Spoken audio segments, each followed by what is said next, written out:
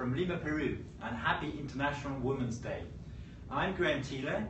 I lead the CGIA research program on roots, tubers, and bananas, and I have with me here Bhawana Upadhyay, who is the Gender Research Coordinator for the RTB program. Well, for the RTB program, gender is an incredibly central part of the program. We believe in addressing issues of gender differences in terms of doing our research more efficiently and actually having better impact with people. And we're also committed to improving gender equity.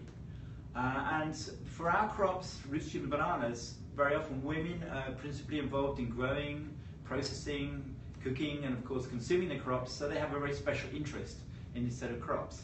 So with that, I'd like to ask Bhawana, our first question this morning, about how does the RTB research program, how do we plan to contribute and how we're contributing to improving gender equity? Yeah, I mean, as you know, Graham, that gender equity is all about practices and, principle of fair allocation of resources, access to equal opportunities, and equal say of both men and women in decision-making process. So in RTB gender equity, what we have done is we have taken gender equity as a means to achieve gender responsive outcomes. We do that through gender integrated and strategic research. And gender research actually cross-cut all the flagship we have in the RTB program portfolio across, flagship 1 project to flagship 5. For example, and in each flagship we have a gender-specific objective with delineated approach and methods to undertake gender integrated research. For an example, in flagship 2, I think it's all about adapted productive varieties and quality seed, right, Graham? Yeah. That's right. So there we are trying to characterize, how gender differentiated preferential trait for major RTB crops, and how breeding strategy develop so that both men and women equally get benefited by these innovations. But Graham, what's your take on, how these innovations can be used to improve gender equality? That's a really good question, and one of our entry points here is that you have to really understand the local context. Every context is different, and it's based upon really understanding that local context and the roles of women and men in different production and processing processes, that then we can contribute to improving gender equity. And we need to be absolutely sure that what we do hopefully makes things better, and at the very least it doesn't make things worse. So I'll give you one example from our work in West Africa. In West Africa, cassava processing is incredibly important. Cassava has to be processed in a very short period of time or it deteriorates. Now it turns out that women play the predominant role in most parts of West Africa in producing a whole array of different cassava processed products. Much of that processing occurs with small scale on a local technology, and a lot of the benefits of the downstream portion, the processing and the sales, is being captured by women. Now that's quite manual technology, and what we see is that when you move to more mechanized technology, men begin to take over. So we have a bit of a dilemma. We can see that sometimes these systems could be made more efficient, but we need to be extremely careful that if we improve the technology, then we don't inadvertently squeeze the women out of what currently for them is an important space for them to develop their own livelihoods. But there is a dilemma. We want to improve technology, we want to improve livelihoods, and there's these complex trade-offs between improving the productivity and sometimes affecting gender equity. So if we do that, we need to engage the women in such a way in these processes that they also are benefiting and we don't exclude them as this modern technology moves ahead. Yeah, I think also in addition to that, the gender strategy program we have also add on to that undertaking we have, like the Generate. We have about 15 cases in RTB which basically try to dig into how these RTB innovations would influence, gender norms, agencies, and how in vis-a-vis influence adoption of these innovations among men and women. So there's both the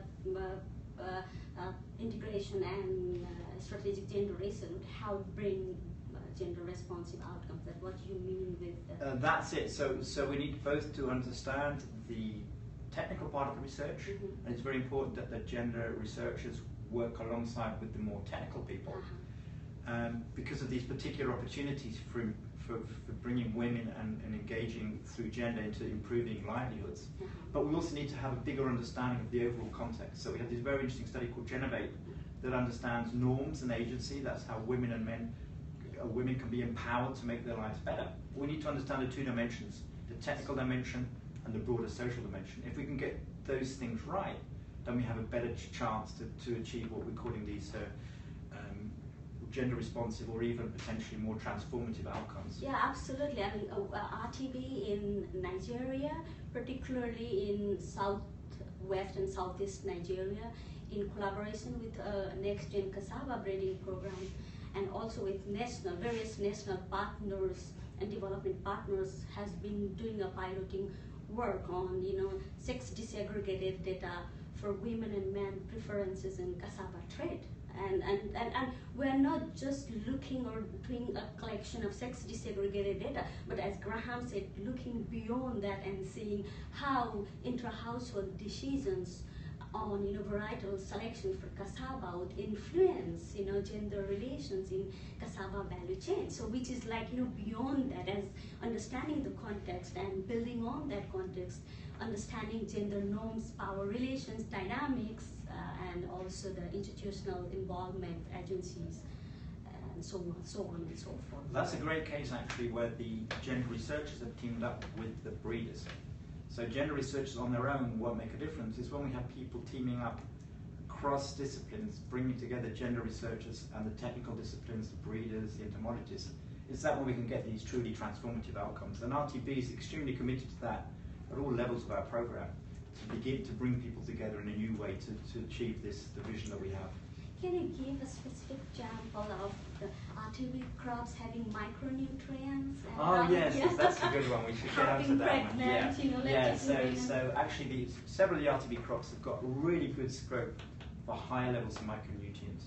So we have many parts of Africa, vitamin A deficiency is quite extreme, and it creates major health problems, and it's particularly important for very young children.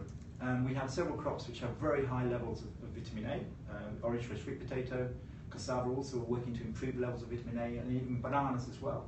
So this is important crops, but with the potential to improve vitamin A or micronutrient deficiencies. But it needs a whole program. You don't just arrive with the particular crop, in this case the orange red sweet potato. It requires an extension approach to making those materials available. It requires nutrition, and all of that's got to have gender embedded into it.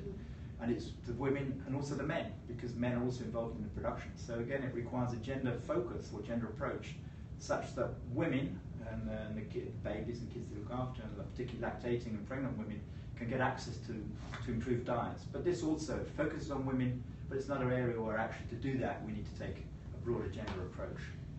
Well, I think, Graham, thank you very much for these useful insights, and I know you are a busy man, but also thank you for making yourself available to chat with me on this, and on a very special day. It's International Women's Day 2016. Thank you. Thank you very much, Bhawana. Pleasure to actually have the opportunity to talk to everybody on Periscope. Thank you.